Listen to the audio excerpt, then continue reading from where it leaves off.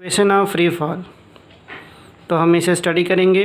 तो इसके लिए जो सर्टेन पॉइंट्स जो डिसाइड किए गए हैं वो क्या है। फर्स्ट पॉइंट क्या है, in a free fall the object is uniformly accelerated and its acceleration is equal to G. क्या स्टेटमेंट है, स्टेटमेंट आपसे क्या कही जा रही है, in a free fall the object is uniformly accelerated its acceleration is equal to G. According to Newton हम क्या कह सकते हैं कि जब भी कोई ऑब्जेक्ट किसी हाइट से छोड़ी जाती है, लुक इट हियर, ये जब भी हम किसी ऑब्जेक्ट को किसी हाइट से रिलीज़ करते हैं, सपोज़ कर लिया ये हाइट क्या है, h है, तो जब हम इसे रिलीज़ करेंगे तो इनिशियल वेलोसिटी क्या रहेगी, 0। लेकिन जिस एक्सेलरेशन से ये नीचे की तरफ गिर रहा होगा वो एक्सेलरेशन किसके इक्वल हो जाएगा, एक्सेलरेशन ड्यू टू ग्रेविटी के इक्वल हो जाएगी। ओके, तो जिस एक्सेलरेशन से वो नीचे की तरफ गिरता है हम उसे क्या कहते हैं, एक्सेलरेशन ड्यू टू ग्रेविटी। ये ग्रेविटी आपको मैंने पहले भी समझा रखी है। ओके, तो ये क्लियर हो गया। अब हम सेकेंड पॉइंट में क्या कहते हैं, the displacement of a body is equal to the height through which it falls during the time t। Listen carefully, क्या हम कह रहे हैं, the displacement of a body is equal to height through which it falls during time t। यानी जितने time ये नीचे की तरफ गिरता है, look it here, ये जो हाइट है एक पर्टिकुलर डायरेक्शन में है, इन ए स्ट्रेट लाइन है। सो ये जो डिस्टेंस है, यहाँ पर ये जो डिस्टेंस है, ये जो डिस्टेंस ट्रेवल हो रही है h, क्या होगा, शुड बी ए, क्या होना चाहिए, should be A displacement. Okay, should be A displacement, क्योंकि पर्टिकुलर डायरेक्शन में है। ओके, और इनिशियल और फाइनल, ये इनिशियल पॉइंट और ये पॉइंट कैसी है, फाइनल। तो इनिशियल और फाइनल पॉइंट की सबसे क्या है, शॉर्टेस्ट लेंथ भी है, इसलिए इस डिस्टेंस को हम क्या कह सकते हैं, डिस्प्लेसमेंट। और बेसिकली क्या है, ये वो हाइट है, ये वो हाइट है जिस हाइट से ऑब्जेक्ट को क्या किया जा रहा है, छोड़ा जा रहा है, फ्री फॉल कराई जा रही है। ओके, सो नेक्स्ट पॉइंट में क्या कहा जा रहा है आपसे, नेक्स्ट पॉइंट में है वाइल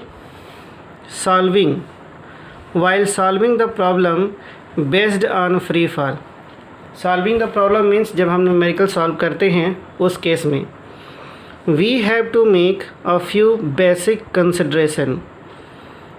ओके, कुछ एजम्पशंस बनाने होते हैं जिसके बेस पे न्यूमेरिकल सॉल्व करना टेक्निकली आसान हो जाता है, as soon as given below.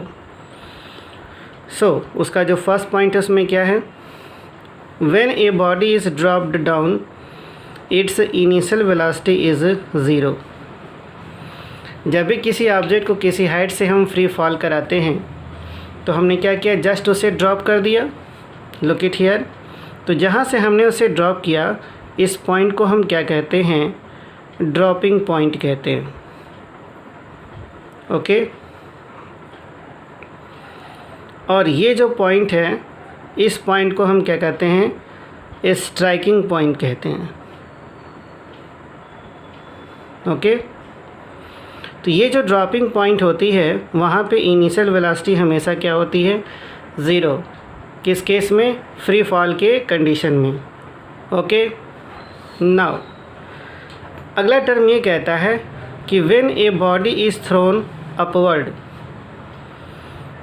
At the highest point, यानी जब हम किसी ऑब्जेक्ट को ग्राउंड से ऊपर की तरफ फेंकते हैं।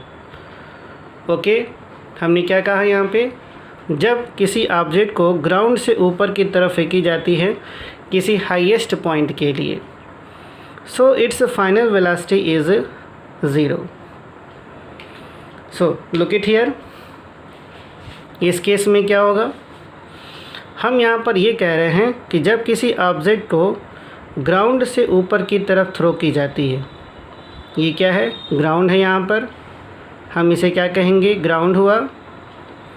तो जब हम ग्राउंड से ऊपर की तरफ थ्रो करते हैं तो यहाँ इनिशियल वेलोसिटी 0 नहीं होती, बट यहाँ पे फाइनल पॉइंट पे वेलोसिटी 0 हो जाती है। और इस केस में जो एक्सेलरेशन होता है वो माइनस लिया जाता है, नेगेटिव साइन। क्यों? क्योंकि वेलोसिटी 0 क्यों हो गई, क्योंकि रिटार्डेशन हुआ। ओके, और रिटार्डेशन की साइन क्या होती है, नेगेटिव। और ऐसे केस में जब रिटार्डेशन होता है तो क्या होता है, अगेंस्ट ग्रेविटी मोशन हुआ, रिटार्डेशन हुआ, इसीलिए साइन यहाँ पर क्या है, नेगेटिव। सो फाइनली वेलोसिटी क्या होती है, डिक्रीज करते हुए फाइनली क्या होती है, 0 हो जाती है। So this is the initial point and this is the final point. Okay, so इस केस में ये जो पोजीशन है हम इसे कहते हैं थ्रोइंग पॉइंट। क्या कहते हैं इसे, थ्रोइंग पॉइंट। ओके, ये कैसा मोशन है, अपवर्ड मोशन हो रहा है। यहाँ पे कैसा मोशन था, ये मोशन कैसा था, डाउनवर्ड मोशन था। मैं यहाँ लिख देता हूँ, ये मोशन कैसा था, डाउनवर्ड मोशन था। ओके, सही है। ओके, इस केस में भी ये जो हाइट ये कवर करेगा इसे हम क्या कहेंगे, डिस्प्लेसमेंट कहेंगे। ओके, आई थिंक आपको ये बात समझ में आ रही होगी। ओके, सो अब क्या है कि इसमें कह रहा है it strike the ground at the same velocity. That mean जिस वेलोसिटी से आप इसे थ्रो करेंगे, ऊपर की तरफ फेंकेंगे, ओके, जिस वेलोसिटी से आप इसे ऊपर की तरफ थ्रो करेंगे, ये जब वापस लौटेगा तो ये ठीक उसी वेलोसिटी से ग्राउंड को क्या होगा, स्ट्राइक करेगा। Listen once again, it strikes the ground at the same velocity. That means ये जब ऊपर से वापस आएगा, लुक इट हियर, हम क्या कहना चाह रहे हैं यहाँ पे आपसे कि जिस वेलोसिटी से, लुक इट हियर, ये रहा ग्राउंड, हमने यहाँ पे आपसे क्या कहा, ये ग्राउंड है। ओके, जिस वेलोसिटी से आपने इसे थ्रो किया, जब ये वापस आएगा, क्लियर, ऐसे गया घूम करके ऊपर से वापस आया। तो सपोज़ कीजिए यदि आपने यहाँ पे इसे 10 मीटर पर सेकेंड की वेलोसिटी से थ्रो किया है तो यहाँ पर ये 10 मीटर पर सेकेंड की वेलोसिटी से ही स्ट्राइक करेगा। This is the meaning of this statement. Clear हुआ? और ऐसे में जो डिस्प्लेसमेंट होती है, फाइनल डिस्प्लेसमेंट, वो क्या हो जाती है, 0, क्योंकि अपवर्ड का पॉजिटिव और डाउनवर्ड का नेगेटिव, तो टोटल डिस्प्लेसमेंट क्या हो गई, 0 हो गई। और वैसे भी कि जो इनिशियल पॉइंट था वही क्या है, आपकी फाइनल पॉइंट है, इस वजह से भी डिस्प्लेसमेंट यहाँ पर क्या हो जाएगा, 0 हो जाएगा। बट रिमेंबर दैट यहाँ डिस्टेंस 0 नहीं होगी। ओके, टोटल डिस्टेंस यहाँ पे ट्रेवल कितनी हो जाएगी, 2h, मीन्स h इधर जाने का और h इधर आने का। क्लियर है? सो नाउ अगला जो टर्म है उसमें ये कहा जा रहा है कि टाइम ऑफ एसेंड, जितना टाइम ऊपर जाने में लगेगा उतना ही टाइम उसे नीचे आने में भी लगेगा। क्लियर? यानी ऑब्जेक्ट सपोज करिए कि अगर वो यहाँ पे थ्रो की गई, लुक इट हियर इस फिगर में वंस अगेन, सपोज करते हैं कि अगर इसे पॉइंट A से B तक जाने में टाइम क्या लगा, सपोज करते हैं 2 सेकेंड लगा, राइट। सो B से C तक आने में भी इसे टाइम कितना लगेगा, 2 सेकेंड ही लगेगी। ये कब पॉसिबल होता है, this is the case motion under gravity. Free fall की कंडीशन में यह पॉसिबल है कि टाइम ऑफ एसेंट हमेशा टाइम ऑफ डिसेंट के इक्वल होता है। सो इसे हम आगे प्रूफ भी करके दिखाएंगे हम आपको। नेक्स्ट पॉइंट क्या है कि when a body false downward, जब भी कोई बॉडी डाउनवर्ड फॉल करती है, तो its velocity keeps on increasing. मैंने आपको बताया अभी, इसी वजह से जी क्या होती है, पॉजिटिव ली जाती है।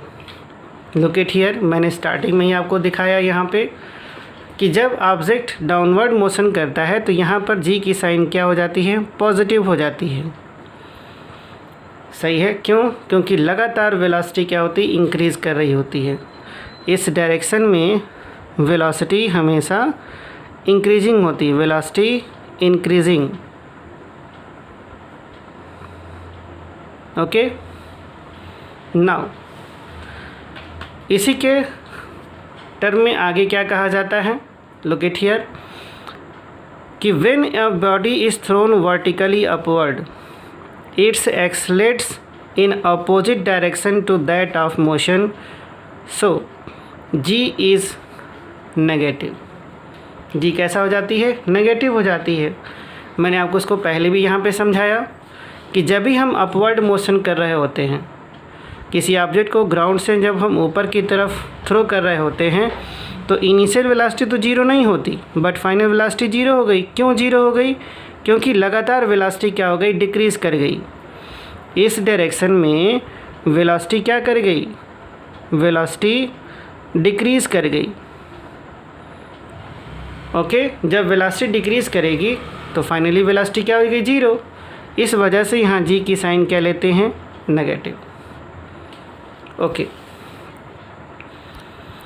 ठीक है। अब हम आपको ये प्रूफ करके दिखाते हैं कि time of ascent time of descent के कैसे इक्वल है। तो कैसे प्रूफ करेंगे? तो prove time of ascent is equal to time of descent. इसे प्रूफ करने के लिए जो एजम्पशन बनाई जा रही है वो क्या है, ध्यान से इसे सुनेंगे और समझेंगे भी। Let the initial velocity while throwing, फेंकते समय ऊपर की तरफ, इसकी वेलोसिटी क्या है, यू है। सही है। To attend the maximum height H, जब ये मैक्सिमम हाइट एच अटेंड कर लेगी, सपोज़ कीजिए कि मैंने इसे यहाँ से एक ग्राउंड, मैंने मान लिया इसे, ये ग्राउंड लिया, ऑब्जेक्ट को मैंने ऊपर की तरफ क्या किया, थ्रो किया, और एक सर्टेन हाइट अटेंड करने के बाद से ये क्या हो रही है, वापस आ रही है। ओके, मैंने ये कह दिया कि ये हाइट क्या है, एच है। सही है। और ये हम क्या कह रहे हैं, ये क्या है, ग्राउंड है। ये हो गई ग्राउंड। तो कहा जा रहा है यहाँ पे कि इट टेक्स टाइम t1, कितना टाइम ले रहा है, t1। So at this point the final velocity v equal to 0। मतलब ये हुआ कि अगर ये पॉइंट A है और इसे हम मान लेते हैं पॉइंट B, तो A से B तक जाने में उसे टाइम कितना ले रहा, t1, और उसी पॉइंट पर फाइनल वेलोसिटी क्या हो गई है, 0। तो यहाँ पर हम यूज़ करते हैं v is equal to u plus g t1, right. तो ये अपवर्ड मोशन हुआ है, तो हम यहाँ पर क्या लेंगे, 0, फिर क्या लेंगे, u माइनस जी t1। साइन क्यों नेगेटिव लिया? क्योंकि इस केस में जब भी अपवर्ड मोशन होता है तो जी की साइन क्या लेते हैं, नेगेटिव लेते हैं। ओके, जब हम इसे सॉल्व करेंगे तो यहाँ पर क्या मिलेगा हमें कि G t1 is equal to U. So finally t1 is equal to u by G. सही है। ये जो हमें रिलेशन मिल गया वो t1 इज इक्वल टू क्या मिला, u बाई जी। ओके, ये हो गया टाइम ऑफ एसेंट। सही है। अब हम कहते हैं कि the body false downward from height H. Means जब ये बॉडी क्या होगी, जब ऊपर से नीचे आएगी तो कितनी हाइट नीचे आएगी, एच हाइट नीचे आएगी। तो जो फाइनल वेलोसिटी थी v, अब वो यहाँ की क्या बनेगी, इनिशियल वेलोसिटी u हो जाएगी 0। Look at here, u equal to क्या हो गया, 0। सही है। सो इनिशियल वेलोसिटी क्या मान ली गई, 0, और फाइनल वेलोसिटी को हम क्या मान लेते हैं, v। तो ऐसे केस में जो टाइम लगा हम उसे क्या मान सकते हैं, t2। So let here t2 is the time of descent.